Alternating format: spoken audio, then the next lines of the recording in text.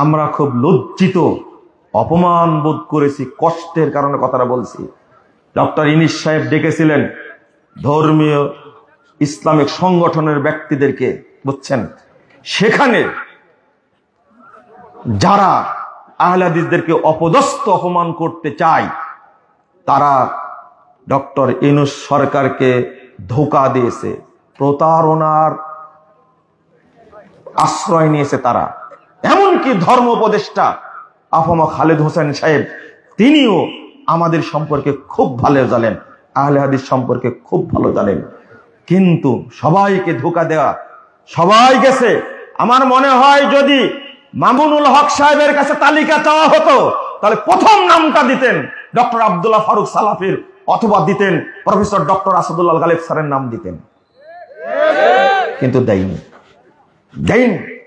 যদি জামাত ইসলামের আমিরের কাছে তথ্য চাওয়া হতো আহলে হাদিসদের লিডারের সাথে আমরা বসতে চাই, উনিও বোধহয় দুইজন ব্যক্তির নাম দিত, কিন্তু এমন ভাবে ধোঁকা দেওয়া হয়েছে, আহলে হাদিসদেরকে অপমান করা হয়েছে। যদি আজকে ঐক্যবদ্ধ থাকতো তাহলে এই মুখ পোড়া হুজুরগুলো কখনো অপমান করতে পারতো না।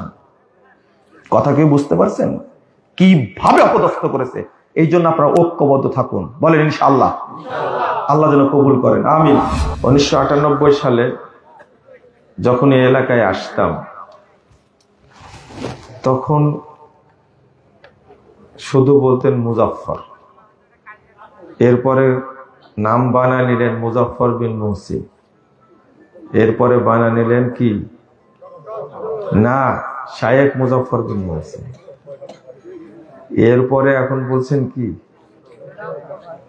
তবে আগের মতো বললেই ভালো ছিল, যেহেতু আপনাদের এলাকায় এসেছে। আজ থেকে তো আসি না, বহু আগে থেকে আসি, আরো কতদিন যে আসবো আল্লাহ ভালো জানে। আপনারা এই ভালোবাসাটা দেন। আবার করছেন সভাপতি, এটা কে যে পোস্টারে কি কখন লেখে আল্লাহ ভালো জানে, আমার দেখাও হয় না। অনেকে নাম টাম ভুল লেখলে রেগে টেগে যায়, আমার দেখাই হয় না।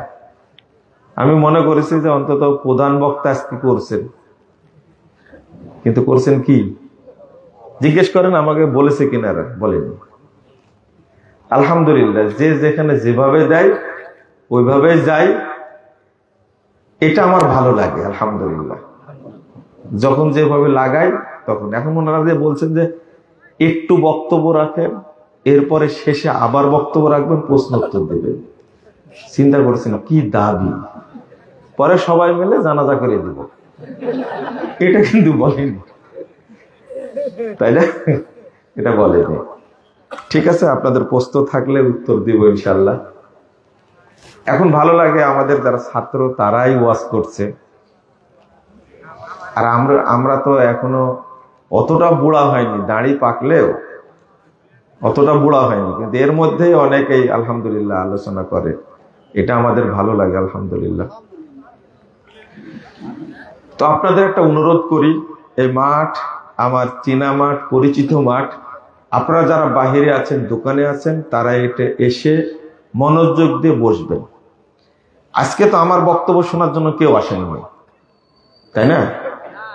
আজকে আলোচনা শুনবেন ঢাকা থেকে আগত তরুণদের, খুব কি বলবো, এক দল ছেলে আসছে দেখছি রাজশাহী থেকে, গাড়িতে থেকে দেখতে পেয়েছে, বুঝছেন, যে আজকে বক্তব্য দিতে আসছে মোহাম্মদপুরের মাঠে। বক্তব্য একখানা হবে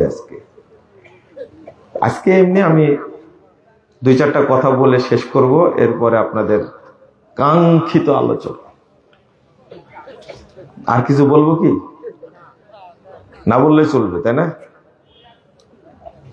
উস্তাদ শেখ জামশেদ মজুমদার ইনশাল্লাহ আসবে, আমি সাথে করে নিয়ে আসছি, আপনার টেনশন করেন না। খাওয়া দাওয়া ঘুম দিয়ে আসছি, আমি শেষ করলে উনি চলে আসবেন। যতক্ষণ পারেন আপনারা বসে থাকতে, ততক্ষণ চলবে ইনশাল্লাহ। শীতের অজুহাত দিয়ে পালাবেন না কিন্তু, শীত লাগলে তো আজকে লাগবে, কালকে তো লাগবে না। হ্যাঁ, কম্বল নিয়ে আনছি। মাশাআল্লাহ, একবারে মোহনপুরের ভাষা। বারাকাল্লাহ ফিকুম ওয়া জাযাকুমুল্লাহ খাইরান। তো আমি যে মাজলিসের কথাটা বলি, আপনারা মনোযোগ দিয়ে শুনেন। আপনারা কি বসবেন না? রাগ করেছেন? দেন সবাইকে 10 টাকা করে টাকা দেন, বসবে। বসে পড়েন, বসে পড়েন। বসাটা কত গুরুত্বপূর্ণ এটা আপনারা বুঝে নিন না। আমি মানুষকে শেখানোর জন্য বলতে আছি, যতদিন না শিখবেন ততদিন বলতেই থাকবো ইনশাআল্লাহ। কারণ একটা হাদিস রাসূল সাল্লাল্লাহু আলাইহি ওয়াসাল্লাম থেকে এক একজন সাহাবী এক এক জায়গায় শুনেছেন, তাতে প্রায় 70-এর অধিক বার রাসূল সাল্লাল্লাহু আলাইহি ওয়াসাল্লামের কাছে শুনেছেন এক একটা হাদিস। কতবার? 70 অধিক বার একই ভাবে বলতেন। আর সাহাবীরাও এইভাবেই মুখস্থ করেছেন, শব্দে বাক্যে কোনো তফাৎ নাই। আমরা তো এতবার না বললেও মাঝে মাঝে বলি যেন আপনারা শিখতে পারেন। রাসূলুল্লাহ সাল্লাল্লাহু আলাইহি ওয়াসাল্লাম বলছেন, মা জালাসা কওমুন ইয়াযকুরুনাল্লাহ, কিছু মানুষ যখন আল্লাহকে জানার জন্য, দ্বীন শিখার জন্য এক জায়গায় বসে, ইল্লা নাদাহুম মুনাদিম মিনাস সামা, আল্লাহ তখন তাদেরকে আসমান থেকে ডাক দেন। যখন মাজলিস শেষ হয়ে যায় তখন আল্লাহ আরশ থেকে বলেন। তাহলে আল্লাহ কোথায় আছেন? আরশে আছেন। আল্লাহ আরশ থেকে বলেন। এত হাদিস থাকার পরেও এদেশের মানুষ এখন পর্যন্ত জানে যে আল্লাহ কোথায় আছে। কিন্তু কত খুতবা শুনে ইমামের কাছে, কবরে মাটি দেওয়ার পরে 2 জন ফেরেশতা আসে, প্রশ্ন করে 3টা, উত্তর দিতে পারলে ফায়ুনাদি মুনাদি মিনাস সামা, আল্লাহ আসমান থেকে বলেন, আন সাদাকা আব্দি, আমার বান্দা সত্য বলেছেন। শুনেননি এটা হাদিস? বাংলাদেশে সবাই শুনেছে, কিন্তু জানে না আল্লাহ কোথায় আছে, তাই না? রাসূল সাল্লাল্লাহু আলাইহি ওয়াসাল্লাম বলেছেন, মুসা আলাইহিস সালামের কাছে আমি যখন ফিরে আসলাম আল্লাহর সাথে দেখা করে, বললেন যে কয় ওয়াক্ত কি দায়িত্ব দিল? 50 ওয়াক্ত সালাত দিয়েছে, তোমার উম্মত পারবে না, আবার যাও। আবার গেলেন। তো কোথায় যাচ্ছেন? আমেরিকায়, চরমনার পীরের কাছে। কোথায় যাচ্ছেন? আল্লাহর সাথে আবার কথা বলার জন্য যাচ্ছেন। আল্লাহ তো বাংলাদেশের খানকায় থাকেন, তাই না? আপনাদের এই মূর্খতার প্রশংসা করব কিভাবে আমার বুঝে আসে না। এত মূর্খ হয় মানুষ। আল্লাহ এদেরকে বুঝার তৌফিক দান করুন, আমিন। জাহেল কাকে বলে দেখেন? 92 বছর বয়স, দাড়ি পেকে সাদা হয়ে গেছে, মাজা ভেঙ্গে গেছে, বুঝলেন তো? মাজা কি বাঁকা হয়ে গেছে। সেই মানুষটা তাবলীগ করেছে 70 বছর, কিন্তু আজও জানেন আল্লাহ কোথায় আছে। বলেন নাউযুবিল্লাহ। অথচ কতবার শুনেছে মুসা আলাইহিস সালাম আছেন 7ম আসমানে, তাই না? কত আসমানে? নাউযুবিল্লাহ। আমি বললাম তো আপনারা বললেন 7ম আসমানে কে আছেন?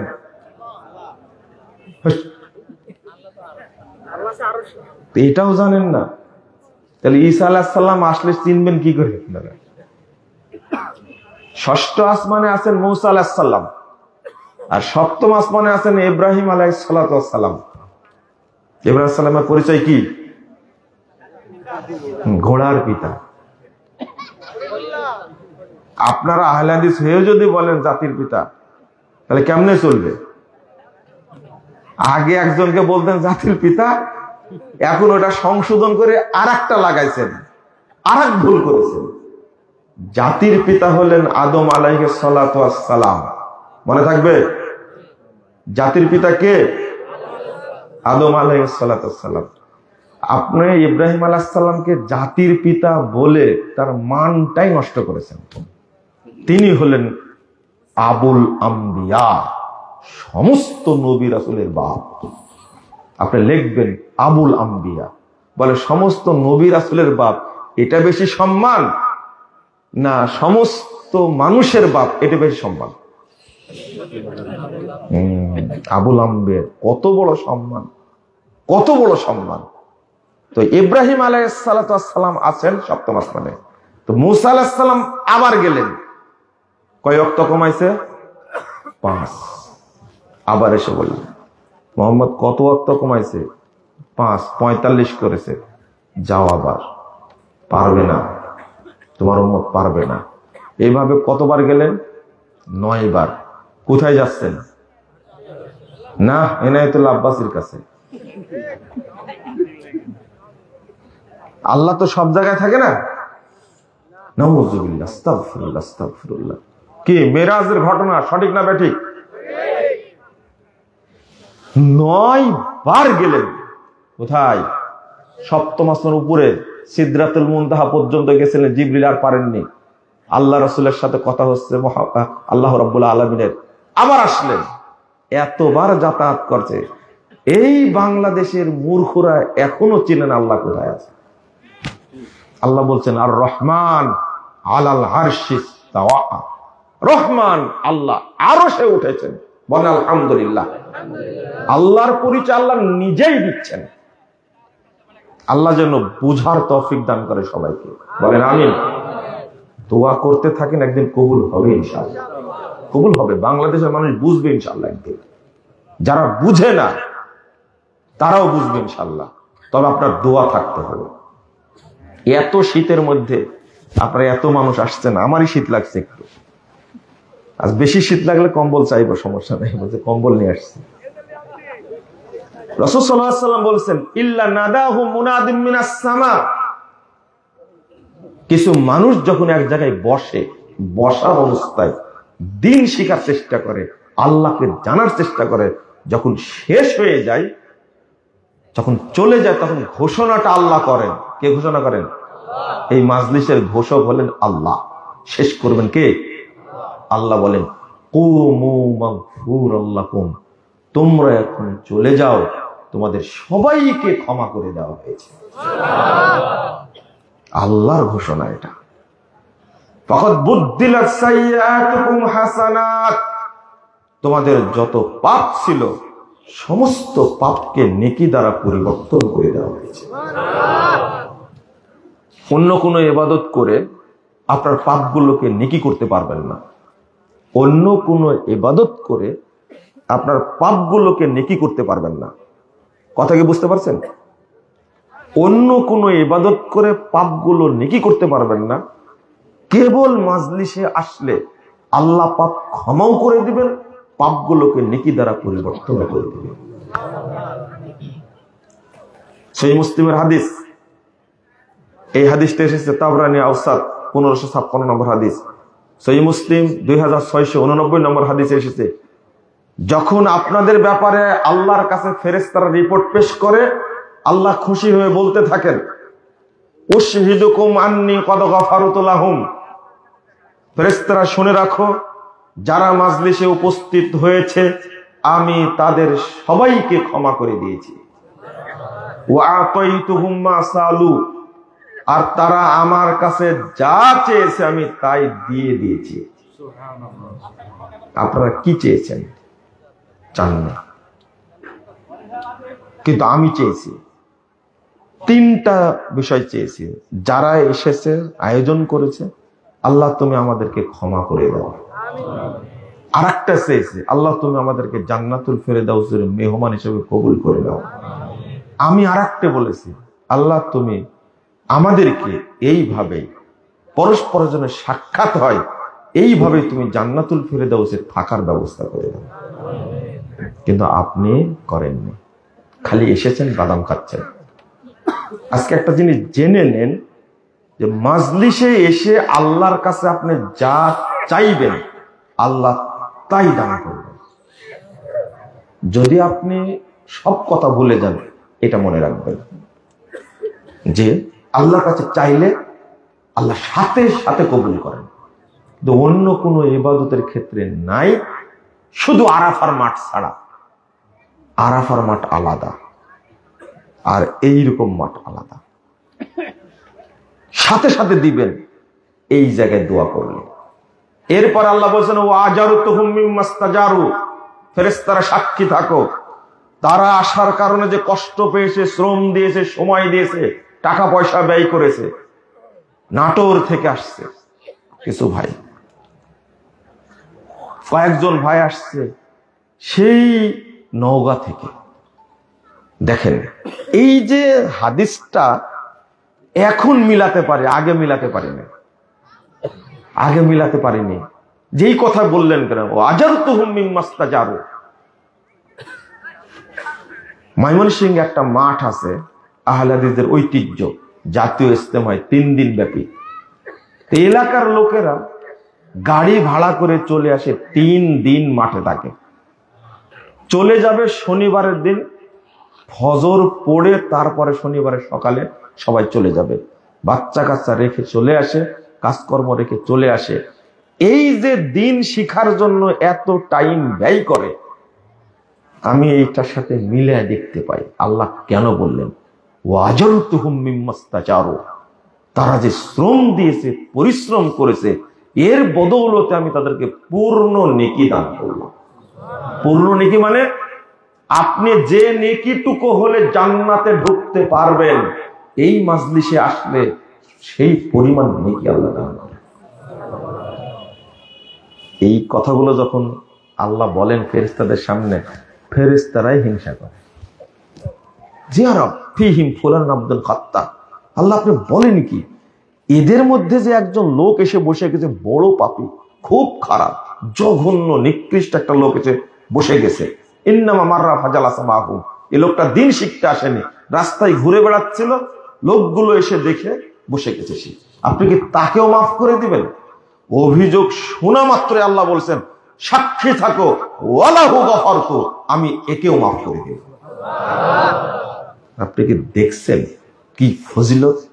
এরপর আল্লাহ বলছেন হুমুল জুলাসা, তোমরা শুনে রাখো ফেরেশতারা, তারা এমন কিছু মানুষ এখানে বসে আছে, আমি তাদেরকে এত পছন্দ করি। লা ইয়াশকা বিহিম জালিসুহুম, এর মধ্যে এসে যেই বসবে আমি আল্লাহ তাকেই মাফ করে দেব। এবার বুঝেছেন কি? কিন্তু এই ফজিলত সালাতেও নাই। সালাত পড়লে পাপ মাফ হবে, হজ করলে পাপ মাফ হবে, জান হজে সালাত মাফ হবে, কি বলে যে পাপ মাফ হবে, পাপগুলো সব নেকি হবে না। কিন্তু আল্লাহ বললেন কি আমি সব পাপ ক্ষমা করে দিলাম, আমি সমস্ত পাপকে নেকি দ্বারা পরিবর্তন করে দিলাম, আমি তাদের দোয়া কবুল করলাম, আমি তাদেরকে পূর্ণ নেকি দান করলাম। এর পরেও আপনারা বুঝেন না, বুঝার চেষ্টা করেন না। কালকে কি কষ্ট দেব এরকম? আমি তো ভাবছি লোকই হয়নি, বলেওছে আমাকে আজ এবার কিন্তু লোক হবে না, কিন্তু লোক হয়নি মনে হচ্ছে। দেখো তো, আলহামদুলিল্লাহ, আলহামদুলিল্লাহ। আপনারা যে শোনার জন্য এসেছেন, এটা আমাদের একটা বড় আনন্দ। অন্তত দোয়াটা যেটা করেছি, এই দোয়ার মধ্যে কোন রকমের স্বার্থ নাই। আছে? হ্যাঁ, আমি কি আদায় করবো মনে করছেন? মাদ্রাসার জন্য, দারুল হুদার জন্য আদায় করবো? কোনদিন দিয়েছেন 2 টাকা এই মাঠ থেকে? বলেছি কোনদিন? কোন স্বার্থ নাই। আমি বলেছি আল্লাহ তুমি আমাদেরকে মাফ করো, আমি বলেছি আল্লাহ তুমি আমাদেরকে জান্নাতে থাকার ব্যবস্থা করে দাও। এখানে কোনো স্বার্থ নাই। এই দোয়ার মধ্যে যদি আল্লাহ আমাদেরকে আজকে আওতাভুক্ত করে দেন, তাহলে আমরা এই দোয়াই মুক্তি পাবো ইনশাআল্লাহ। বলে সবাই বলেন ইনশাআল্লাহ। আল্লাহ তুমি আমাদেরকে কবুল করে নাও, আমিন। কষ্ট হয় কেন বলছি, কেন শোনেন। আল্লাহ রাব্বুল আলামিন বলছেন فأما من طغى وآثر الحياة الدنيا فإن الجحيم هي المأوى। যারা সীমা লঙ্ঘন করে এবং দুনিয়াকে প্রাধান্য দেয়, শুধু দুনিয়া নিয়ে ব্যস্ত, শুধু টাকা পয়সা নিয়ে ব্যস্ত, কিভাবে ধনী হওয়া যায়, কিভাবে ব্যবসায় লাভবান হওয়া যায়, কিভাবে বেশি টাকা কামাই করা যাবে, কিভাবে আমেরিকায় যাওয়া যাবে, কিভাবে লন্ডনে যাওয়া যাবে, কিভাবে কানাডায় যাওয়া যাবে, কিভাবে অস্ট্রেলিয়া যাওয়া যাবে, সারা দিন এই চিন্তা যারা করে, আল্লাহ বলছেন ফাইনাল জাহিমা হিয়াল মাওয়া, তার থাকার জায়গা হবে জাহিম নামক জায়গায়, জাহান্নাম। ওয়া আম্মা মান খাফা মাকাম রাব্বিক ওয়া নাহান নাফসা আনিল হাওয়া, আর যে ব্যক্তি আল্লাহর সামনে দাঁড়ানোকে ভয় করে, কেমনে আল্লাহর সামনে দাঁড়াবো আমি তো জেনা করেছি, আল্লাহ সবই জানেন, আমি তো মিথ্যা কথা বলে বেড়াই, আল্লাহ তো সবই জানেন, আমি তো হারাম খাই, সুদ খাই, ঘুষ খাই, আল্লাহ তো সবই জানেন, আমি তো পরকীয়ার সাথে জড়িত, আমি তো অন্য পুরুষের সাথে কথাবার্তা বলি, আমার দৈহিক সম্পর্ক অন্য পুরুষের সাথে, আমি কিভাবে আল্লাহর সামনে দাঁড়াবো, আমি তো চিন্তা করি আল্লাহর সামনে কিভাবে মুখ নিয়ে দাঁড়াবো, আমি অমুক অমুক মহিলার সাথে জেনায় লিপ্ত, আমার ঘরে স্ত্রী থাকা সত্ত্বেও, এগুলো তো সবই আল্লাহ জানেন, আমি এত খারাপ কাজ করেছি, নাউযুবিল্লাহ, সবই তো আল্লাহ জানেন, তো আল্লাহর সামনে আমি কিভাবে দাঁড়াবো, এই ভয়টা যে করে, এই ভয়টা যে করে, ওয়ানাহান নাফসা আনিল হাওয়া, আর নিজেকে যাবতীয় দুনিয়াবি পাপাচার থেকে, জাহিলিয়াত থেকে, নোংরামি থেকে, এই পাপের সাগর থেকে যে বিরত রাখে, ফাইন্নাল জান্নাতা হিয়াল মাওয়া, তার জায়গা হবে, আল্লাহ তাকে থাকার ব্যবস্থা করে দিবেন জান্নাতে। ছোট্ট কথা, যে দুনিয়াকে প্রাধান্য দেবে সে জাহান্নামে যাবে, যে পরকালকে প্রাধান্য দেবে, দিনকে প্রাধান্য দেবে, সে জান্নাতে যাবে। সোজা কথা, একবারে ছোট ছোট কথা।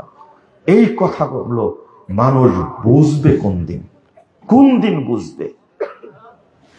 খাতা দেখে আশ্চর্য হবে, কি আশ্চর্য, ছোট থেকে ছোট পর্যন্ত, বড় থেকে বড় পর্যন্ত কোন পাপই বাদ যায়নি, সবই এন্ট্রি করা আছে, সবই এন্ট্রি করা আছে। ফামান ইয়ামাল মিসকালা যাররাতিন খায়রান ইয়ারা ওয়া মান ইয়ামাল মিসকালা যাররাতিন শাররান ইয়ারা। যাররা বুঝেন তো? যাররা বুঝেন? যাররা বুঝেন না। জাররাটা হলো যখন পূর্ব দিকে সূর্য উঠবে, আপনার ঘরে, বিশেষ করে রান্নাঘর তো হয় সাধারণ, ওই ঘরের ফাঁক দিয়ে দেখবেন আলো বের হয়, আর ওই আলোর মধ্যে ছোট ছোট কি বালি ঘুরে বেড়ায়, তাই না? দেখছেন আপনারা? উড়ে বেড়ায়। এই ছোট্ট একটা কোনাকে 70 ভাগ করলে যে একটা অংশ হবে সেটা হলো জাররা। বুঝেন না মনে কথা, তাই না? আপনি যদি এই জাররা পরিমাণও পাপ করে থাকেন, সেটাও দেখতে পাবেন, আপনি পাবেন, ফলাফল পাবেন। এত পাপ করে আপনি কিভাবে ঘুমান? আমি আগে, আপনারা কথা বলবেন না, আর একটু সাইডে বসেন, আপনারা লোকগুলো যদি দেখতে পায়, এত ক্যামেরা আসছে, লা হাওলা ওয়ালা কুওয়াতা ইল্লা বিল্লাহ, সুবহানাল্লাহি ওয়া বিহামদিহি, যাক তারা প্রচার করুক, আলহামদুলিল্লাহ। শুনেন, দুর্ভাগ্য হলো আমি যে বিষয়টা নিয়ে কথা বলবো আজকে, সেটা হলো আপনার লোডটা নিতে পারবেন না, হয়তো মন খারাপ করবেন, তো মন খারাপ করবেন না, একটু ধৈর্য ধরে কথাগুলো শুনবেন, কালকে আপনি চেঞ্জ করবেন, জীবনের বাকটা চেঞ্জ করতে হবে। আল্লাহ রাব্বুল আলামিন বলছেন, আফা হুকমাল জাহিলিয়াতি ইয়াবগুন ওয়া মান আহসানু মিনাল্লাহি হুকমান লিকাওমিন ইউকিনুন, 50 নম্বর আয়াত সূরা মায়েদা। তারা কি, এই লোকগুলো কি জাহেলি যুগের দিকে আবার ফেরত যেতে যাচ্ছে। জাহেলি যুগের যে আদর্শ, যে আইন ছিল, যে কৃষ্টি ছিল, কালচার ছিল, সেইগুলোর দিকে ফিরে যাচ্ছে। ওমান আহসানু কাওলাম মিম্মান ওমান আহসানু হুকমান লিকাওমিন ইউকিনুন। যারা ঈমান এনেছে আল্লাহর প্রতি, যারা আল্লাহকে বিশ্বাস করে, তাদের কাছে আল্লাহর বিধানের চেয়ে, আল্লাহর আইনের চেয়ে আর উত্তম সুন্দর কার আইন হতে পারে? অর্থাৎ যারা মুমিন, আল্লাহকে বিশ্বাস করে, তারা আল্লাহর আইনে সন্তুষ্ট থাকে। যারা আল্লাহকে বিশ্বাস করে তারা আল্লাহর আইনে সন্তুষ্ট থাকে। যারা মুমিন তারা আল্লাহর আইনে সন্তুষ্ট থাকে, রাসূলের আদর্শে সন্তুষ্ট থাকে। আর যারা মুনাফিক, যারা কাফের, যারা মুশরিক, তারা আল্লাহর আইনে কখনো সন্তুষ্ট হয় না। এরপরে একটা 51 নম্বর আয়াতে আল্লাহ রাব্বুল আলামিন বলছেন, ইয়া আইয়ুহাল্লাযীনা আমানু লা তাত্তাখিযুল ইয়াহুদা ওয়ান নাসারা আউলিয়া বা'দুহুম আউলিয়াউ বা'দ ফামান ইয়াতাওয়াল্লাহু মিনকুম ফাইন্নাহু মিনহুম। আল্লাহ বলছেন, তোমরা ইহুদি খ্রিস্টানদেরকে বন্ধু হিসাবে গ্রহণ করো না, কারণ ইহুদি খ্রিস্টান কাউকে করা যাবে না, তারা পরস্পরে বন্ধু। আর মনে রেখো, ফামান ইয়াতাওয়াল্লাহু মিনকুম ফাইন্নাহু মিনহুম। আর তোমাদের মধ্য থেকে যে তাদের আদর্শ মেনে নিবে, তাদের দিকে ফিরে যাবে, বন্ধু হিসাবে গ্রহণ করবে, অভিভাবক হিসাবে গ্রহণ করবে, ফাইন্নাহু মিনহুম, সে তাদেরই অন্তর্ভুক্ত হবে। আপনি যদি জাহেলিয়াতের ওইদিকে কারা কথা বলছে, হ্যাঁ, ওখানে কি দোকান? তো কারা ওরা? আমাদের কথা তো শুনতে পাচ্ছেন, দেখেন তাদের কথা আমাদের কানে আসছে। একটু দয়া করে নিষেধ করেন, আমার এদিকে লক্ষ্য করেন। আশ্চর্য ব্যাপার হলো, মুহাম্মদুর রাসূলুল্লাহ সাল্লাল্লাহু আলাইহি ওয়াসাল্লাম এত শক্ত কথা বলেছেন এই ব্যাপারে। 6882 নম্বর হাদিস, রাসূল সাল্লাল্লাহু আলাইহি ওয়াসাল্লাম বলছেন, আবগাযুন নাস ইলাল্লাহি সালাসা, 3 শ্রেণীর মানুষের উপরে আল্লাহ অভিশাপ বর্ষণ করেন। 3 শ্রেণীর মানুষ আল্লাহর কাছে খুব নিকৃষ্ট, খুব জঘন্য, খুবই নোংরা তারা আল্লাহর কাছে। 1 নম্বর হলো মুবতাগিন ফিল ইসলামে সুন্নাতাল জাহেলিয়া, যারা মুসলিম সমাজে জাহেলি যুগের নিয়ম নীতি চালু করে, জাহেলি যুগের আদর্শর বিস্তার ঘটায়, তারা আল্লাহর কাছে সবচেয়ে জঘন্য, সবচেয়ে খারাপ, সবচেয়ে নিকৃষ্ট। রাসূল সাল্লাল্লাহু আলাইহি ওয়াসাল্লাম বলছেন, 1229 নম্বর হাদিস সহিহ বুখারীর মধ্যে এসেছে, রাসূল সাল্লাল্লাহু আলাইহি ওয়াসাল্লাম বলছেন, মান দাওয়া বিদাওয়াল জাহেলিয়া ফালাইসা মিন্না, যে ব্যক্তি জাহেলি কোনো আদর্শের সাথে আপোষ করবে, জাহেলি কোনো নিয়ম কানুন সমাজে প্রচার করবে, সেটা হতে পারে সুদ প্রথা, সেটা হতে পারে ঘুষ প্রথা, সেটা হতে পারে জিনা, সেটা হতে পারে ব্যভিচার, সেটা হতে পারে গান বাজনা, সেটা হতে পারে হারাম খাওয়া, এগুলো সব জাহেলিয়াত। রাসূল সাল্লাল্লাহু আলাইহি ওয়াসাল্লাম বলেছেন, ফালাইসা মিন্না, এ আমার উম্মতের অন্তর্ভুক্ত না। রাসূল সাল্লাল্লাহু আলাইহি ওয়াসাল্লাম বলেছেন, 17209 নম্বর হাদিস মুসনাদে আহমদের মধ্যে এসেছে, মান দা'a বিদাওয়াল জাহেলিয়া ফাহুয়া মিন জুসা জাহান্নাম, যে ব্যক্তি জাহেলি কোনো আদর্শের সাথে আপোষ করবে, যেমন মূর্তি পূজা হলো জাহেলিয়াত, এই জাহেলিয়াতের মাধ্যমে নূহ আলাইহিস সালাতু ওয়াস সালামের সময় থেকেই চালু হয়েছে এই প্রথা। ইব্রাহিম আলাইহিস সালাতু ওয়াস সালাম তিনি এই মূর্তিকে ভেঙে চুরমার করে দিয়েছেন। মুহাম্মদুর রাসূলুল্লাহ সাল্লাল্লাহু আলাইহি ওয়াসাল্লাম তিনি মক্কা বিজয়ের দিনে কাবা চত্বরে ঢুকেই আল্লাহ রাসূল দেখতে পেলেন, রাসূল সাল্লাল্লাহু আলাইহি ওয়াসাল্লাম ইবনে মাসউদ রাদিয়াল্লাহু আনহু বলছেন, দাখালান নবী সাল্লাল্লাহু আলাইহি ওয়াসাল্লাম মক্কা ওয়া হাওলাল কাবাতি 360 নুসবা, আমি দেখলাম আল্লাহ রাসূল মক্কায় প্রবেশ করলেন, এমত অবস্থায় কাবার চতুর্পাশে 360টি মূর্তি সাজানো ছিল। অনেকেই বলে কাবা ঘরের মধ্যে মূর্তি ছিল। এটা ভুল কথা, এটা ভুল কথা। এটা সহিহ বুখারীর হাদিস। কাবা ঘরের ভিতরে মূর্তি ছিল না। কাবা ঘরের ভিতরে মূর্তি থাকলে আল্লাহ রাসূল সেখানে সালাত পড়তেন না। কাবা ঘরের ভিতরে মূর্তি ছিল না। হাউলাল কাবা, কাবার চারিদিকে মূর্তি ছিল 360টি। ফাজালা বিউদিন ফিয়াদিহি ইয়াতুনুহু ফিউদিন বিয়াদিহি। রাসূল সাল্লাল্লাহু আলাইহি সাল্লাম তার নিজের হাতে থাকা লাঠি দিয়ে মূর্তিগুলোকে মারছেন আর ভাঙছেন, মারছে আর ভাঙছে, ভেঙ্গে চুরমার করে দিলেন। মুখ দিয়ে বের হচ্ছে ওয়াকুল জাল হক ওয়া জাহাকাল বাতিল, হক এসেছে, বাতিল চুরমার হয়েছে। ইন্নাল বাতিলা কানা যাহুকা, বাতিল চুরমার হওয়ারই যোগ্য। এক নিমিষে এক হাতে মুহাম্মদুর রাসূলুল্লাহ সাল্লাল্লাহু আলাইহি সাল্লাম সমস্ত মূর্তি ভেঙ্গে চুরমার করে দিলেন। এই জাহেলিয়াত ছিল। এই মূর্তি পূজার নিয়ম যদি আপনি মুসলিম হিসাবে চালু করেন, আমরা একটা টাইম পার করেছি মূর্তি পূজার সয়লাব বাংলাদেশে। পদ্মা সেতুর 2 পার্শ্বে 2 মূর্তি তৈরি করতে খরচ করেছিল 117 কোটি টাকা মাত্র। 117 কোটি টাকা খরচ করেছে। সারা দেশে মূর্তি আর মূর্তি। 5 আগস্টের পরে মাত্র 2 ঘন্টার মধ্যে সারা দেশের মূর্তি, শেখ মুজিবের মূর্তি ভেঙ্গে চুরমার করে দিয়েছে। কিছু রাখেনি। বেটির পাপ বাপের উপরে উঠে গেছে, বেটিও শেষ, বাপও শেষ, একবার শেষ করে দিয়েছে। কিন্তু ছাত্র ভাইরা, তোমাদের প্রতি আমার আপত্তি থেকে গেছে। তোমাদের যদি তাওহীদের জ্ঞান থাকতো তাহলে শেখ মুজিবের মূর্তিকে সেজদা করে এরকম লোকের কথা আমি শুনিনি, তবে থাকতে পারে। কিন্তু বাংলাদেশে লক্ষ লক্ষ মাজার আছে।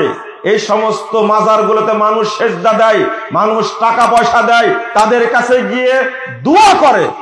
প্রতিদিন কোটি কোটি মুসলিমকে তারা মুশরিক বানাচ্ছে। আগে ভাঙ্গার দরকার ছিল মাজারগুলো, কিন্তু তোমরা ভাঙতে পারোনি। তবে একদিন ভাঙবা তোমরা।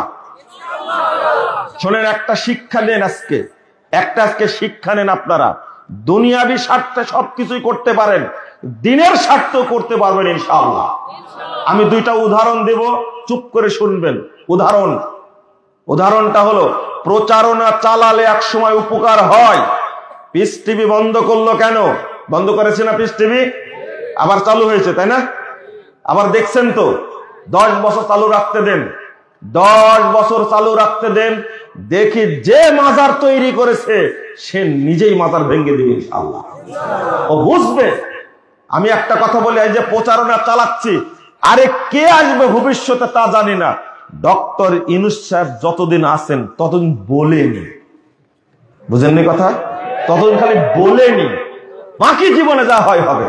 জেল খাটছে, আরো খাটবে ইনশাআল্লাহ। সাইদি সাহেব যেহেতু চলে গেছে, তাতে আর দুঃখ কি, তাই না? কথা বুঝেননি? অতএব বলেনি আগে। 16টা বছর যাবত মা জেলখানায় বন্দী, তারেক রহমান হলো লন্ডনে, সেখান থেকে প্রচারণা চালায় দুনিয়াবি স্বার্থে জাতিকে ঐক্যবদ্ধ করতে পেরেছে। কি করলেন? 7 জানুয়ারি নির্বাচনে ঢাকায় ছিলাম, দেখলাম যে নির্বাচনে মানুষ কত ভোট দিতে আসে। দেখলাম যে দেখছে কুত্তা ছাড়া কিছু নেই। তাই থামেন, ঠিক বলেন না? আমি যেটা শিক্ষা নিতে বলছি আপনাদেরকে, কার কথা শুনে আপনারা নির্বাচন বর্জন করলেন? চিন্তা করেন। একজন আওয়ামী লীগের নেতা, আমাদের সাথে সবার সম্পর্ক, তাই না? বলছেন, এত সুন্দর স্বচ্ছ ভাষায় বলছে, ফ্রেশ গালি দেয়া বলছে, শুয়োরে বাচ্চারা সারা বছর বিরিয়ানি খেয়েছে, আজকে ভোটটাও দিতে আসেনি।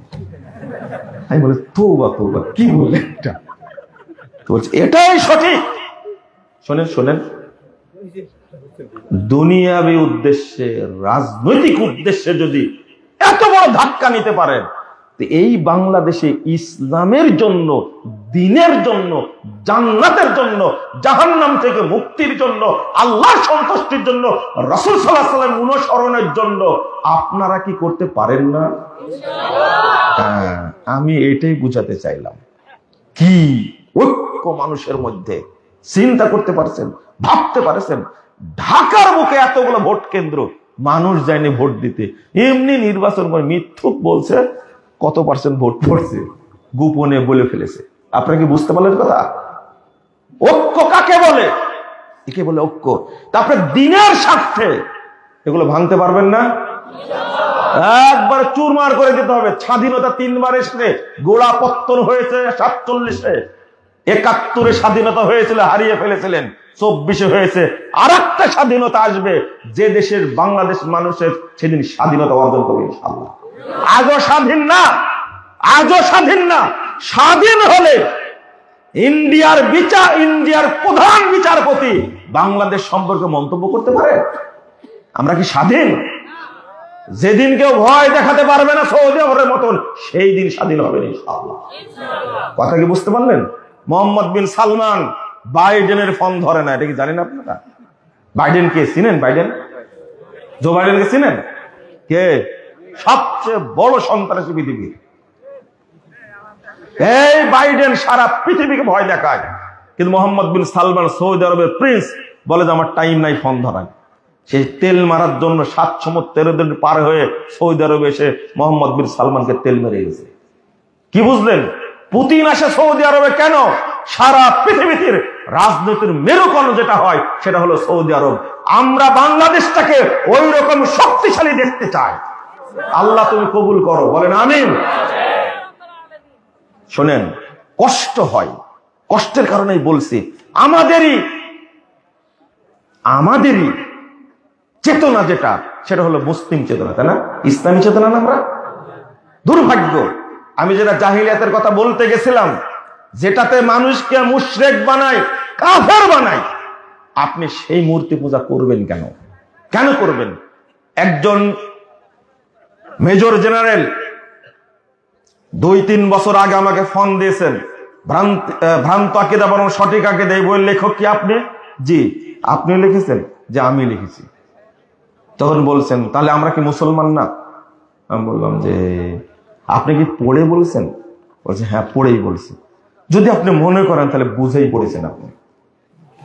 উনি বলছেন যে আপনি যেটা লেখছেন তাতে তো মনে হচ্ছে আমরা মুসলমানই না। আমি বললাম যে ঠিকই বলেছেন। তাহলে প্রতিনিয়ত শিখা অনির্বাণ, শিখা চিরন্তন, শহীদ বেদিতে, তারপরে স্মৃতিসৌধে, শহীদ মিনারে, সব জায়গায় শ্রদ্ধা করার জন্য, সামনে দাঁড়ানোর জন্য যেতে হয়।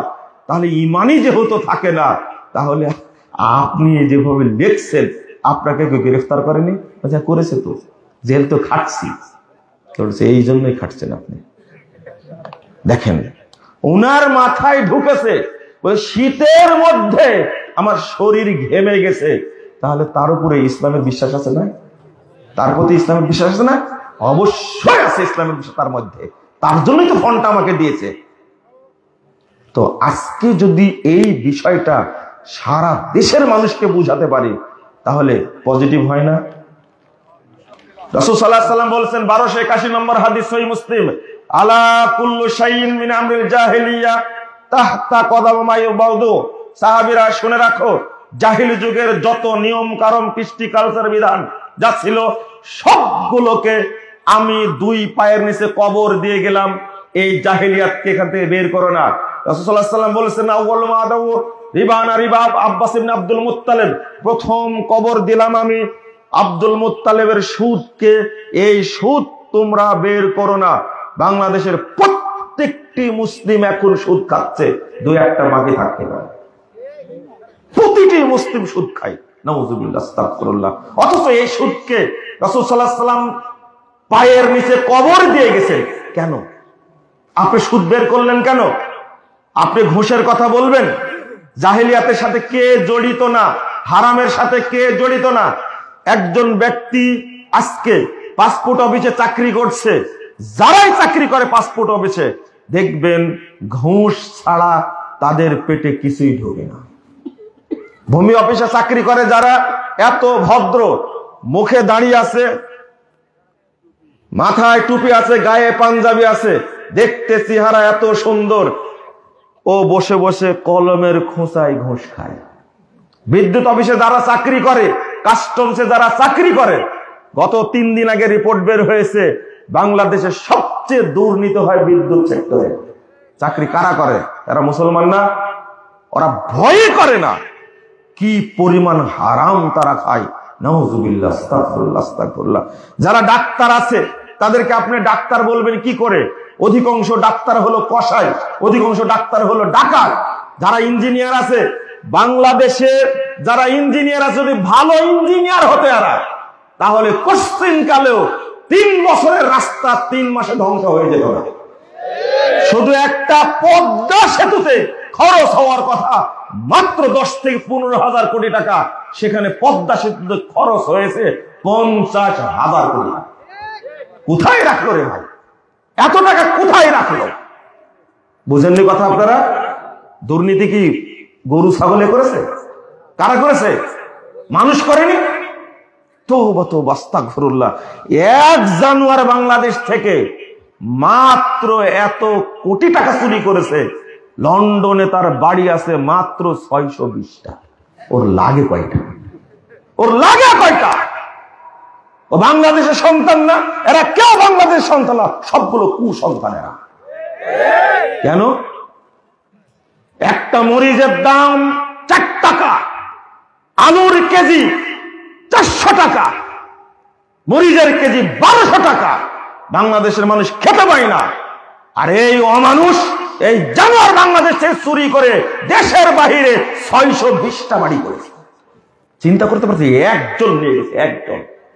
তুমি নিয়ে যাও, কিয়ামতের মাঠে তোমাকে ধরবো। যদি বাংলাদেশ সরকার ধরতে না পারে, আল্লাহর ধরা থেকে তুমি কখনো মুক্তি পাবে না।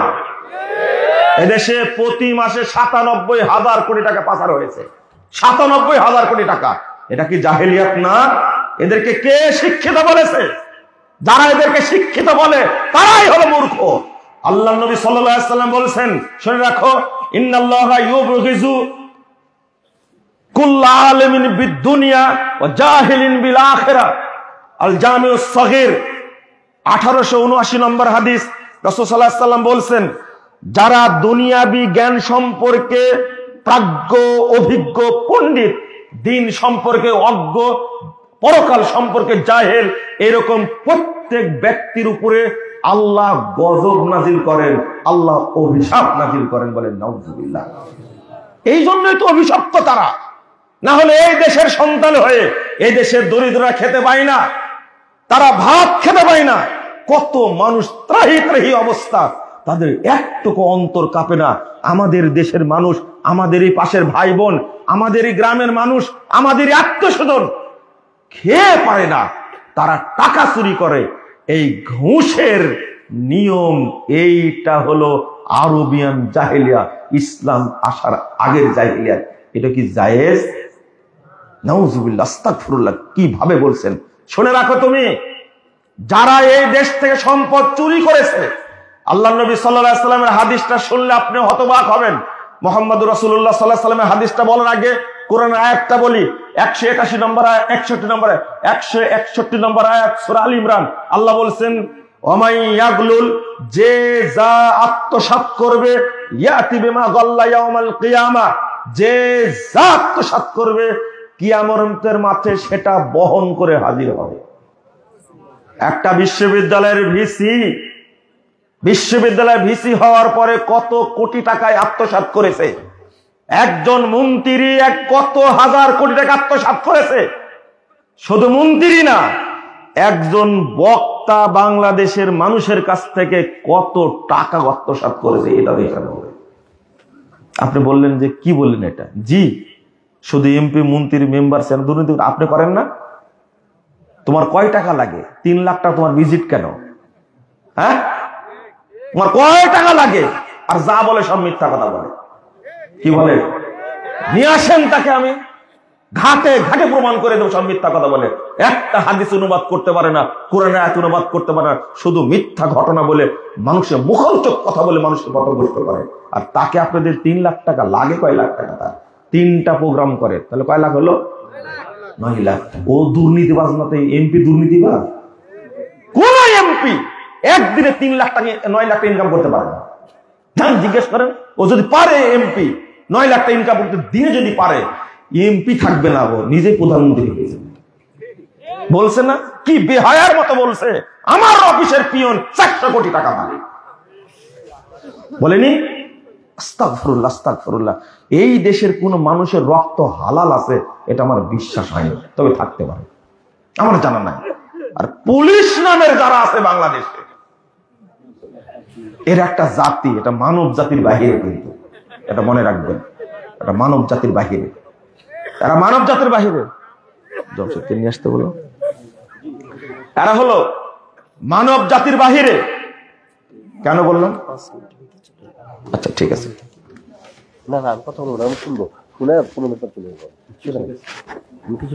আপনি প্রধানমন্ত্রী আসতে শুনবেন তো? আমি বক্তব্যের গতিতে আছি, ঠিক আছে, বসেন, একটু বসেন, আমাদের বক্তা আরেকজন আছে।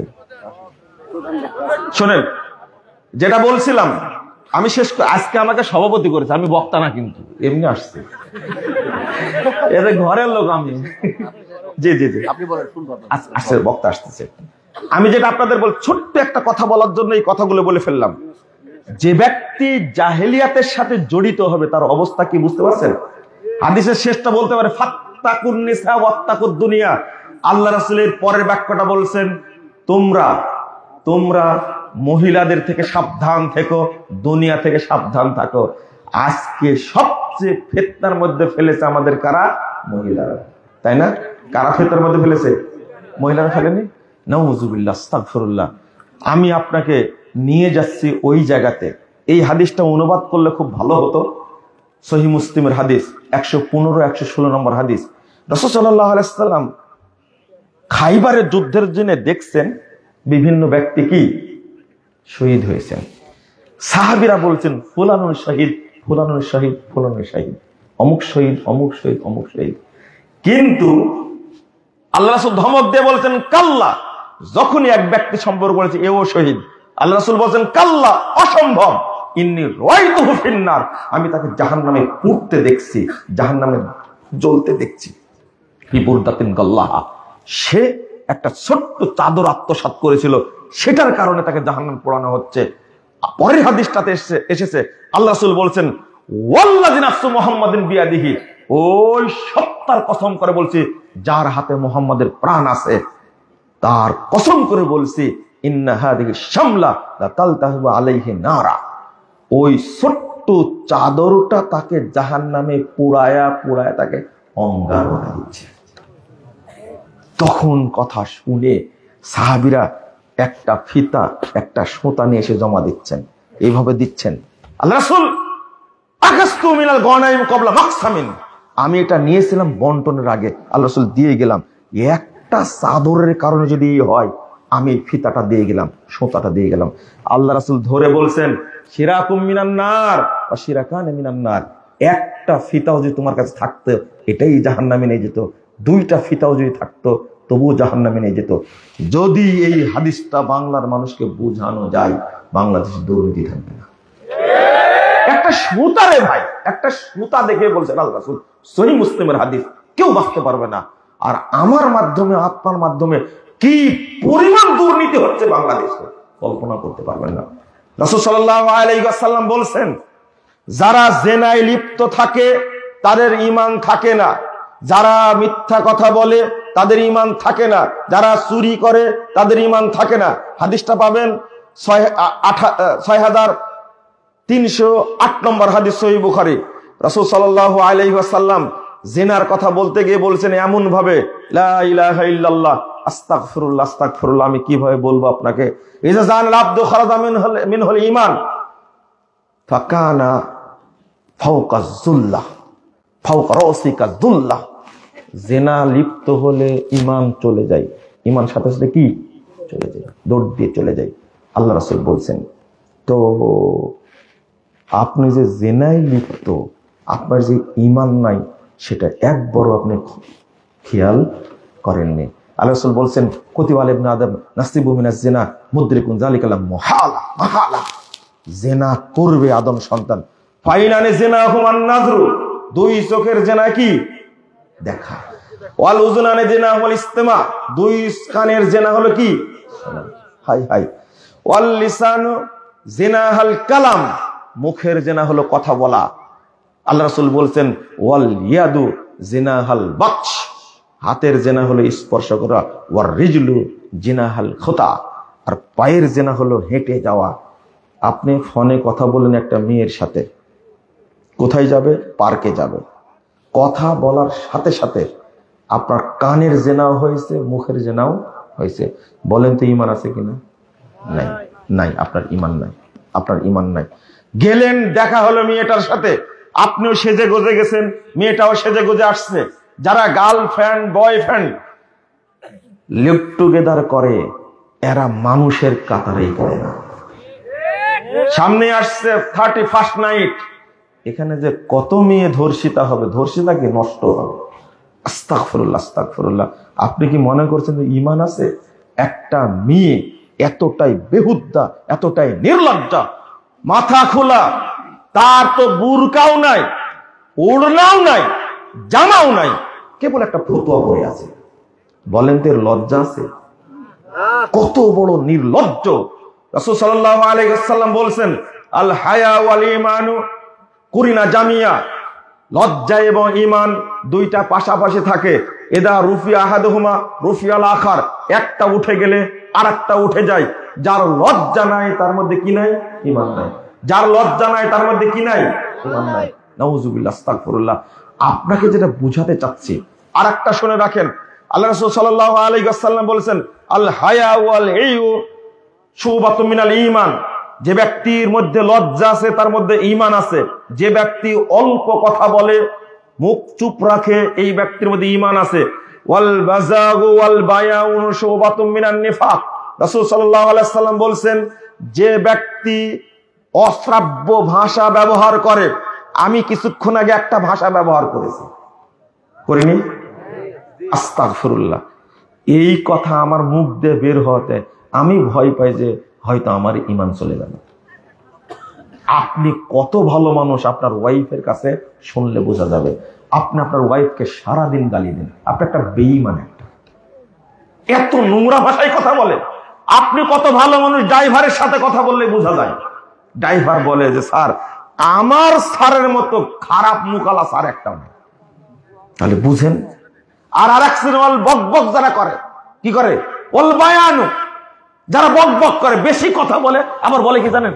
ভাই আমি কথা একটু বেশি বুঝি। কত নির্লজ্জ বলে। ও যে মুনাফিক, হিসাবই করে না, কিছু মনে করেন না, আমি একটু কথা বেশি বুঝি।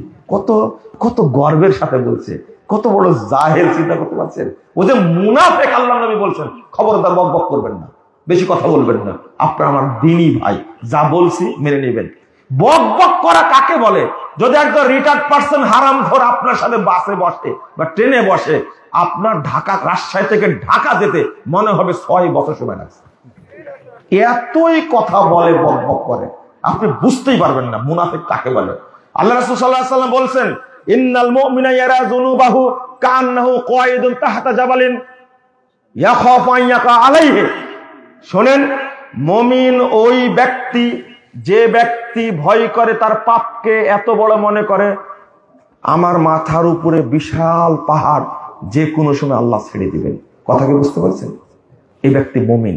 এই ব্যক্তি মুমিন যে ব্যক্তি ভয় করে আমার মাথার উপরে বিশাল পাহাড় আল্লাহ ছেড়ে দিবেন, আমি ধ্বংস হয়ে যাব। এর ব্যক্তির নাম কি? এই ব্যক্তির নাম কি? মুমিন। ওয়াইনাল ফাজির ইয়ারা যুনুবাহু কা দুবাবিন মাররা আলা আনফিহি। আল্লাহ রাসূল বলেন মুনাফিক ওই ব্যক্তি যে ব্যক্তি পাপকে পরোয়া করে না, পাপকে থোড়াই কেয়ার করে, পাপ করতে আছে করতে আছে করতে আছে, এই ব্যক্তি কি? মুনাফিক। আপনারা কি বুঝতে পারলেন কথাটা? না, আপনি বুঝেননি। তাহলে যে ব্যক্তি মদ খায়, গাঁজা খায়, চুয়ানি খায়, ফেন্সিডিল খায়, বেড়ি, তামাক, জর্দা, গুল, আলাপাতা খাচ্ছে শুরু করেছে বয়স যখন 10-11 তখন থেকে, এখন বয়স 70 বছর এখনো খায়। বলেন তো এই লোকটা মুমিন না মুনাফিক? আরে আব্দুল্লাহ বিন উবাইসে বাক্কা মুনাফিক, অরিজিনাল কাঁচা টাটকা মুনাফিক। কারণ আব্দুল্লাহ বিন উবাই ছিল কয়েকদিনের মুনাফিক, আর এ হলো 70 বছরের মুনাফিক। বুঝেন না মনে আমার কথা? হাওয়াজ করে আসার পরে সুদ খাচ্ছে, খায় না? হজ করে আসার পরেও প্রতি বছর বাংলাদেশ থেকে প্রায় 1,27,000 30,000 1 লাখ লোক হজে যায়। যারা অর্থশালী তারাই তো যায়, তাই না? ওরা যদি ভালো হতো তাহলে বাংলাদেশে তো দুর্নীতি হতো না, হতো না। বন্ধুরা আমার, এই যে আমাদের জমশেদ ভাই চলে এসেছেন, আপনারা মূলত তার বক্তব্য শোনার জন্য এসেছেন। আজকে আমি এখন ছেড়ে দিচ্ছি আমাদের সম্মানিত প্রধান অতিথি অ্যাডভোকেট শফিকুল ইসলাম মিলন সাহেব আসছেন, তিনিও সংক্ষেপে দুটা কথা বলবেন। আর আমি আপনাদের কাছে একটা আবেদন করে শেষ করে দেব, বুঝতে পারছেন মনে হয়, তাই না? পকেটে হাত দেওয়া লাগবে, তাই না? কেউ চাইবে না, আমি চাইতে পারি। 98 সাল থেকে 80 কোনো বছর মার যায়নি, তাই না? গেছে, তখন ছাত্র ছিলাম, এই রাজশাহীতে তখন ছাত্র ছিলাম আমি। তো আমি আর বলতে সমস্যা নাই, কেউ না বললেও আমি কিন্তু বলবো। এই বিশাল প্রোগ্রাম করেছে তারা, তাদেরকে ধন্যবাদ দেওয়া দরকার। বলেন আল্লাহ যেন তাদেরকে কবুল করেন, আমিন। আমি আপনাদের অনুরোধ করব যে এই মহব্বতপুরের মাঠটা যেন, এই ঐতিহ্য যেন ঠিক থাকে, তারা যেন সাহস পায়। সব যুবক ছেলে করে, কারা করে? সব যুবক ছেলে। আর আমি আরেকটু আলোচনা করতে চেয়েছিলাম, কিন্তু আপনাদের একটা বিষয় বুঝাতে গিয়ে সময় লেগে গেছে। আমি শেষে আবেদন করে আপনাদেরকে, সবাই ঐক্যবদ্ধ থাকবেন ইনশাআল্লাহ। থাকবেন তো ইনশাআল্লাহ? শোনেন, আমরা খুব লজ্জিত, অপমান বোধ করেছি, কষ্টের কারণে কথাটা বলছি। ডক্টর ইউনূস সাহেব ডেকেছিলেন ধর্মীয় ইসলামিক সংগঠনের ব্যক্তিদেরকে, বুঝছেন? সেখানে যারা আহলে হাদিসদেরকে অপদস্থ অপমান করতে চায়, তারা ডক্টর ইউনূস সরকারকে ধোঁকা দিয়েছে, প্রতারণার আশ্রয় নিয়েছে তারা। এমনকি ধর্ম উপদেষ্টা আফমা খালেদ হোসেন সাহেব, তিনিও আমাদের সম্পর্কে খুব ভালো জানেন, আহলে হাদিস সম্পর্কে খুব ভালো জানেন। কিন্তু সবাইকে ধোঁকা দেওয়া, সবাই গেছে। আমার মনে হয় যদি মামুনুল হক সাহেবের কাছে তালিকা চাওয়া হতো, তাহলে প্রথম নামটা দিতেন ডক্টর আব্দুল্লাহ ফারুক সালাফির, অথবা দিতেন প্রফেসর ডক্টর আসাদুল্লাহ গালিব স্যারের নাম দিতেন। কিন্তু দেয়নি। যদি জামাত ইসলামের আমিরের কাছে তথ্য চাওয়া হতো, আহলে হাদিসদের লিডারের সাথে আমরা বসতে চাই, উনিও বোধহয় 2 জন ব্যক্তির নাম দিত। কিন্তু এমন ভাবে ধোঁকা দেওয়া হয়েছে, আহলে হাদিসদেরকে অপমান করা হয়েছে। যদি আজকে ঐক্যবদ্ধ থাকতো, তাহলে এই মুখ পোড়া হুজুরগুলো কখনো অপমান করতে পারতো না। কথা কি বুঝতে পারছেন? কিভাবে অপদস্থ করেছে। এই জন্য আপনারা ঐক্যবদ্ধ থাকুন, বলেন ইনশাআল্লাহ। আল্লাহ যেন কবুল করেন, আমিন।